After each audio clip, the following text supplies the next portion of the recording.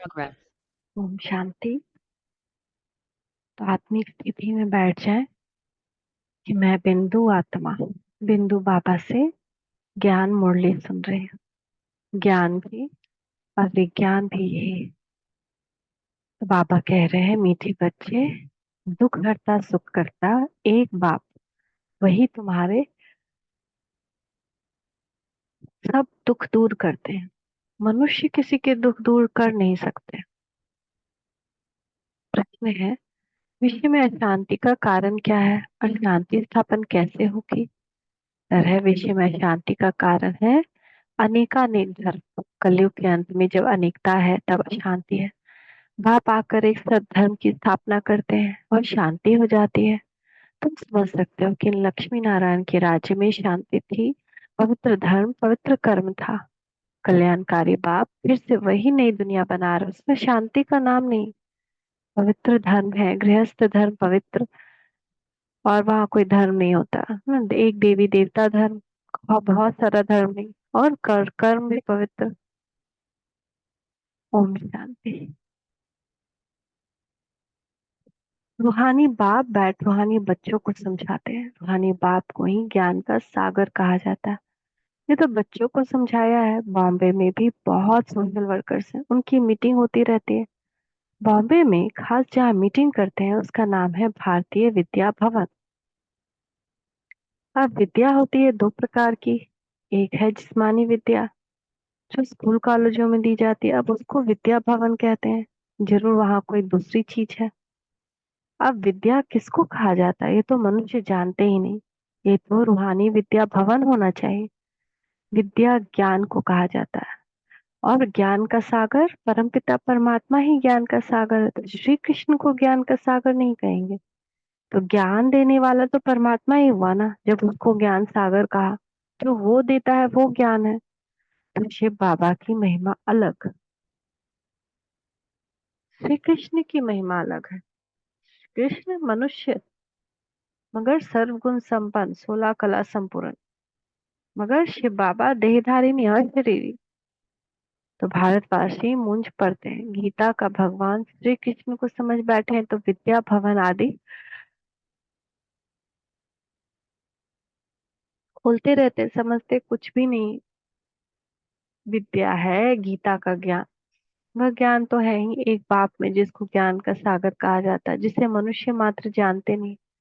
भारतवासियों का धर्मशास्त्र तो वास्तव में ही एक सरशास्त्र शिरोमणि भगवत गीता। अब भगवान किसको कहा जाए वह भी इस समय भारतवासी समझते नहीं। या तो श्री कृष्ण को कह देते हैं, या राम को, या अपने को ही परमात्मा कह देते हैं। तो अब तो समय भी तमो प्रधान है, रावण राज्य है ना। कितना तमो प्रधान समय है, चारों तरफ। तो तुम बच्चे जब किसको समझाते हो तो बोलो शिव भगवान। वाच कौन कह रहा है? शिव भगवान। पहले तो ये समझे कि ज्ञान सागर एक ही परमपिता परमात्मा, जिसका नाम है शिव। शिवरात्रि भी मनाते हैं, परंतु किसको भी समझ में नहीं आता है। जरूर शिव आया हुआ तब तो रात्रि मनाते हैं। शिव कौन है यह भी नहीं जानते। बाप कहते हैं भगवान तो सबका एक ही है, सब आत्माएं भाई भाई है। आत्माओं का बाप एक ही परमपिता परमात्मा, उनको ही ज्ञान सागर कहेंगे। वेदता में ज्ञान है नहीं। कौन सा ज्ञान?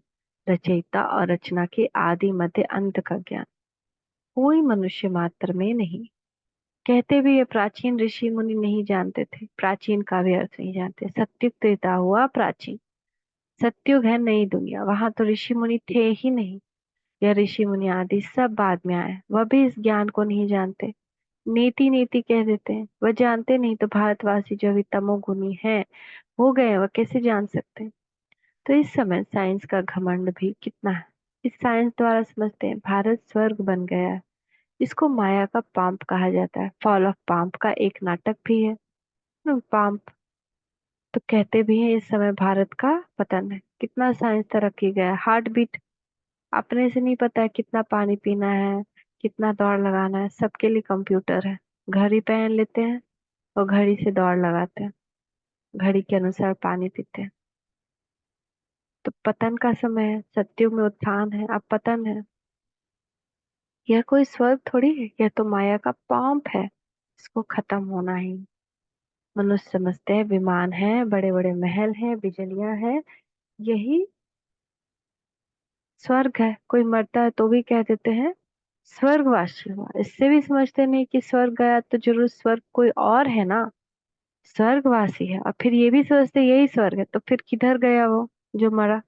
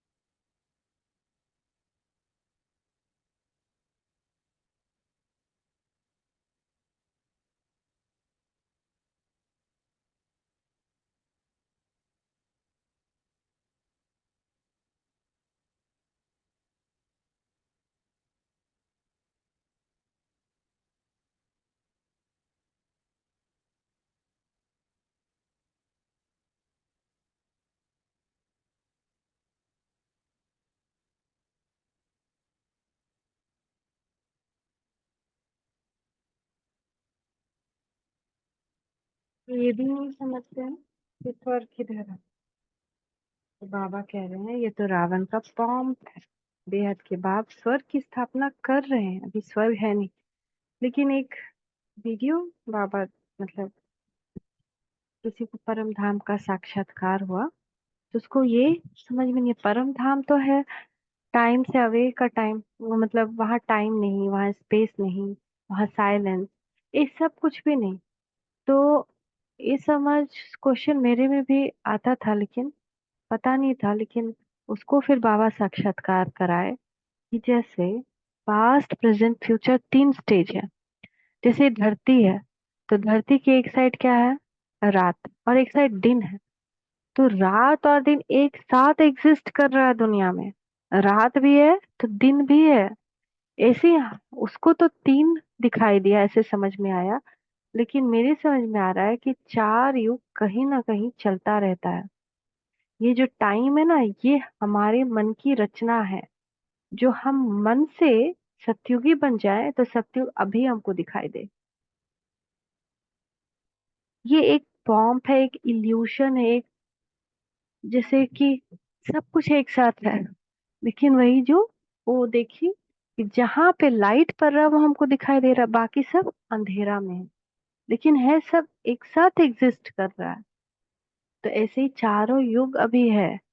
लेकिन हम अभी, चूंकि हमारा मन, ये जो हमने मन से ये रच लिया है, ये संसार ऐसा है, तो ये संसार ऐसा ही दिख रहा है। जब मेजोरिटी ऐसा फील करने लगेंगे कि ये संसार अपने मन में, कि मेरे लिए अब ये संसार स्वर्ग है, तो फिर उनको फिर स्वर्ग जैसा ही लगेगा।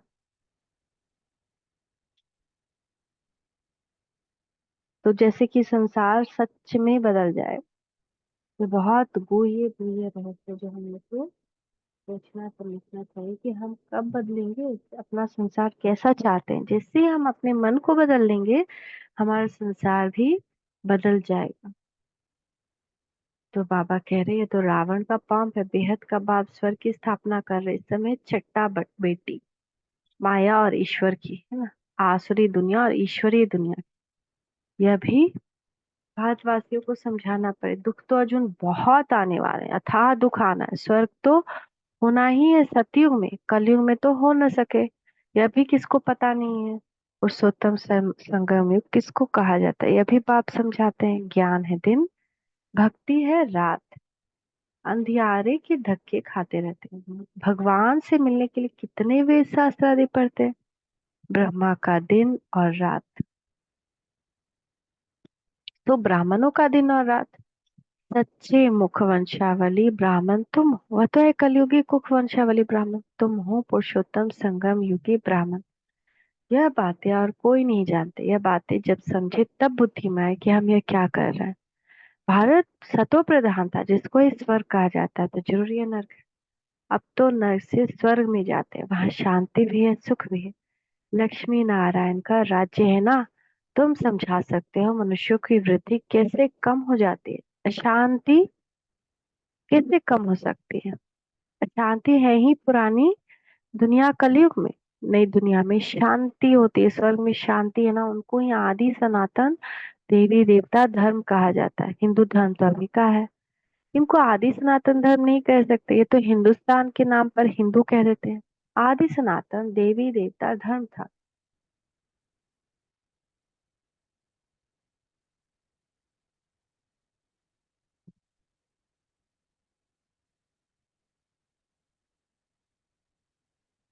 वहाँ कंप्लीट पवित्रता, सुख, शांति, हेल्थ, वेल्थ आदि सब था।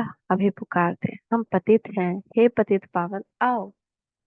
अब प्रश्न है, पतित पावन कौन? श्री कृष्ण को तो नहीं कहेंगे। पतित पावन परमपिता परमात्मा ही ज्ञान का सागर है। वही आकर पढ़ाते। ज्ञान को पढ़ाई कहा जाता है। सारा मदार है गीता पर। अभी तुम प्रदर्शनी म्यूजियम आदि बनाते हो, लेकिन अभी तक बीकी का अर्थ नहीं समझते। समझते यह कोई नया धर्म है। हम लोग इतना प्रदर्शनी लगाते हैं या सेवा करते हैं, तो बीके का मतलब किसको नहीं पता। जैसे इतना दुनिया में धर्म पंथ खुलते रहता है, ऐसे सोचते ये भी कुछ खुल गया है। सुनते हैं, समझते कुछ नहीं ना। हम लोग समझाते हैं कि ये धर्म नहीं है, ये तो भगवान की यूनिवर्सिटी है, भगवान का स्कूल है। जहाँ हमारा स्कूल ड्रेस है, और स्कूल ड्रेस पे हम ये पढ़ाई पढ़ते हैं और पढ़ाते हैं। तो बाप ने कहा है बिल्कुल ही तमो प्रधान पत्थर बुद्धि है। इस समय साइंस घमंडी भी बहुत बन गए हैं। साइंस से ही अपना विनाश कर लेते हैं, तो पत्थर बुद्धि कहेंगे ना। पारस बुद्धि थोड़ी कहेंगे। बॉम्ब शादी बनाते अपने विनाश के लिए। ऐसे नहीं शंकर कोई विनाश करता नहीं, इन्होंने अपने विनाश के लिए सब बनाया। परंतु तमो प्रधान बुद्धि समझते नहीं है, जो कुछ बनाते हैं इस पुरानी सृष्टि के विनाश के लिए। विनाश हो तब फिर नई दुनिया में जय जयकार हो। वह तो समझते स्त्रियों का दुख कैसे दूर कर। परंतु मनुष्य थोड़ी किसको दुख दूर कर सकते हैं। दुख हरता सुख करता तो एक ही बाप है। देवताओं को भी नहीं कहेंगे। श्री कृष्ण भी देवता हो गया, भगवान नहीं कह सकते, ये भी समझते नहीं। जो समझते हैं वह ब्राह्मण बन औरों को भी समझाते हैं। तो हम समझे कि हम ये बात समझते हैं, श्री कृष्ण देवता है, भगवान नहीं है। क्या हम समझते हैं कि क्यों वो भगवान नहीं है? तब जब हम ये समझ पाएंगे तब हम औरों को भी समझा पाएंगे।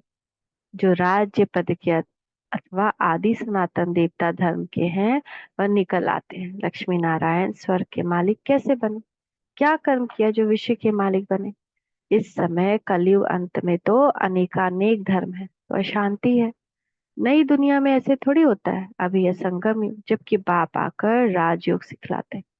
बाप ही कर्म अकर्म विकर्म की नॉलेज सुनाते हैं। आत्मा शरीर लेकर कर्म करने आती है। सत्युग में जो कर्म करते हैं वह कर्म हो जाते हैं, वहां विकर्म होता नहीं, दुख होता ही नहीं। कर्म अकर्म विकर्म की गति बाप ही आकर अंत में सुनाते हैं। मैं इनके बहुत जन्मों के अंत के भी अंत में आता हूँ, इस रथ में प्रवेश करता हूँ। अकाल मूर्त आत्मा का यह रथ है। सिर्फ एक अमृतसर में नहीं, सभी मनुष्यों का अकाल तख्त है। आत्मा काल मूर्त है। ये शरीर बोलता चलता है। अकाल आत्मा का यह चैतन्य तख्त है। अकाल मूर्त तो सभी है, बाकी शरीर को काल खा जाता है। आत्मा तो अकाल है, तख्त तो खल्लास कर देते हैं। सत्युग में तख्त कोई बहुत थोड़ी होते हैं। इस समय करोड़ों आत्माओं के तख्त अकाल आत्मा को कहा जाता है। आत्मा ही तमो प्रधान से सतो प्रधान बनती। मैं तो एवर सतो प्रधान पवित्र हूँ। भगवान क्या कह रहे हैं? मैं तो एवर सतो प्रधान पवित्र हूँ। बल कहते हैं प्राचीन भारत का योग, परंतु वह समझते हैं कि श्री कृष्ण ने सिखाया था, है ना। गीता श्री कृष्ण ने नहीं सिखाया ना।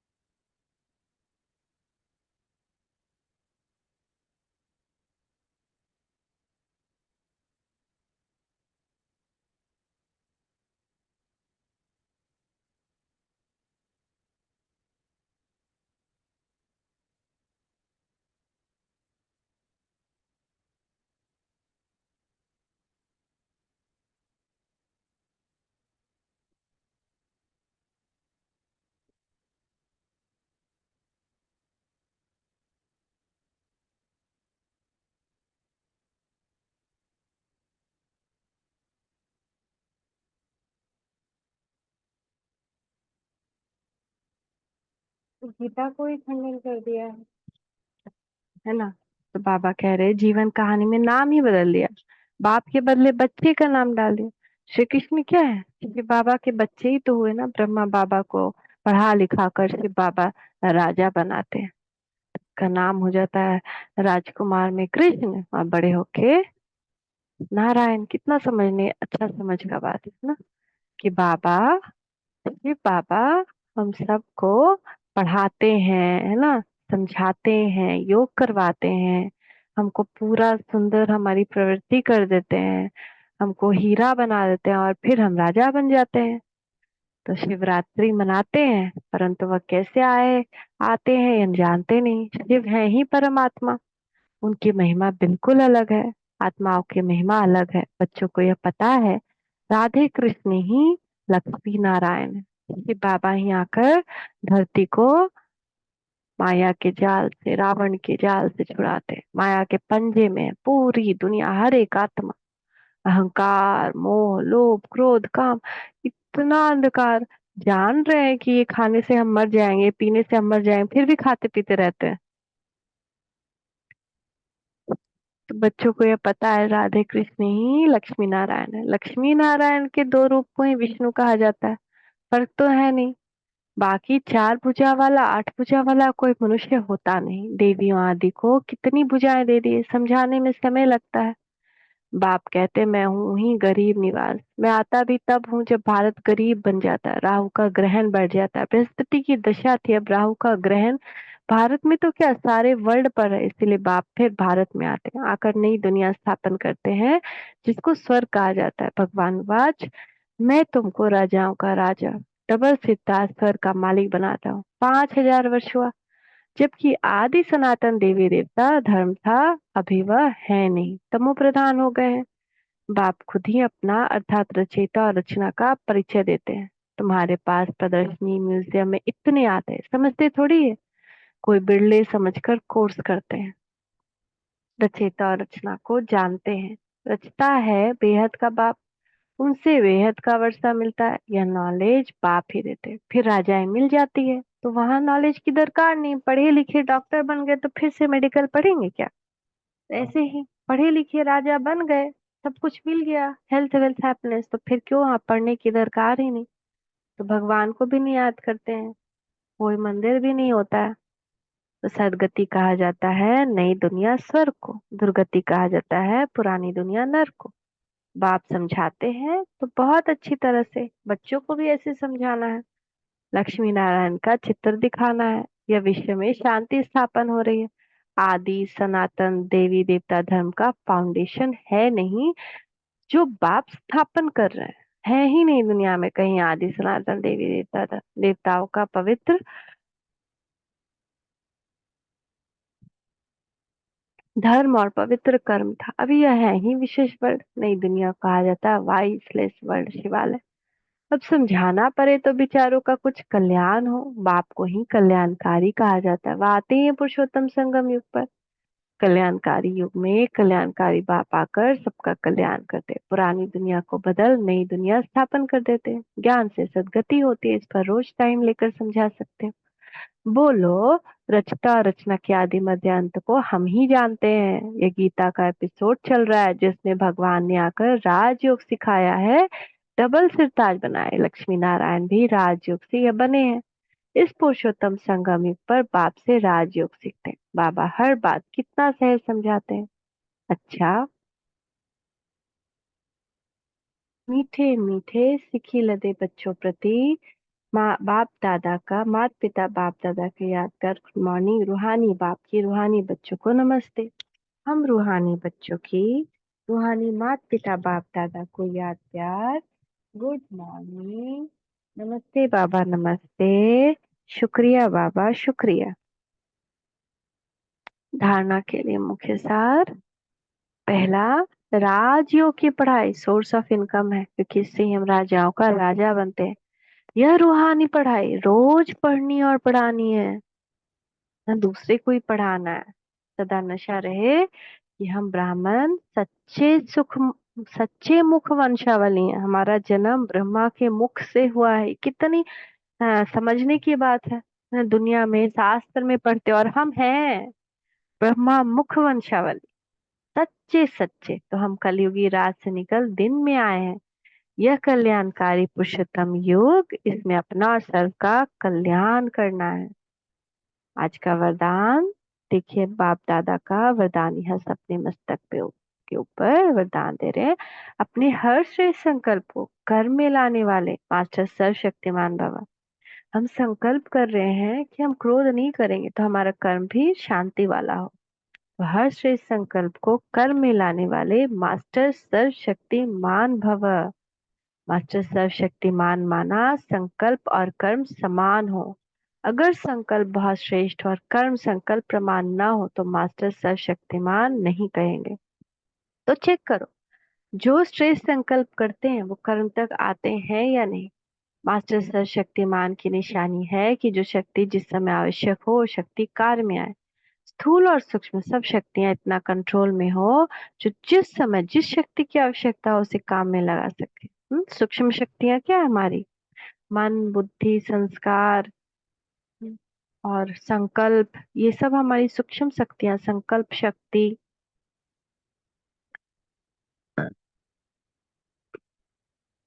स्लोगन है, ज्ञानी तो आत्मा बच्चों में क्रोध है, तो इससे बाप के नाम की ग्लानि होती है। ज्ञानी तो आत्मा बच्चों में क्रोध है तो इससे बाप के नाम की ग्लानि होती है। आज का व्यक्त इशारा, परोपकार की भावना से संपन्न बन अपकारियों पर भी उपकार करो। बाप दादा सदा श्रीमत देते हैं, मन में हर आत्मा के प्रति शुभ भावना शुभ कामना रखो, उसका भी भला हो, वो भी भला है। अपकारी पर भी उपकार की वृत्ति रखो, संकल्प सदा सर्व के प्रति श्रेष्ठ हो, निस्वार्थ हो। जैसे हम कमजोर है या कुछ भी है, फिर भी हम अपने लिए क्या लेते हैं? श्रेष्ठ संकल्प करते हैं ना कि मैं मास्टर सर्वशक्तिमान आत्मा हूं, मैं विजयी हूँ।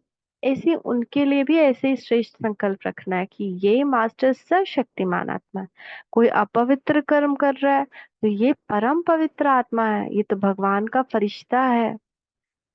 तो संकल्प सदा सर्व के प्रति श्रेष्ठ हो, निस्वार्थ हो और सदा दातापन की भावना हो।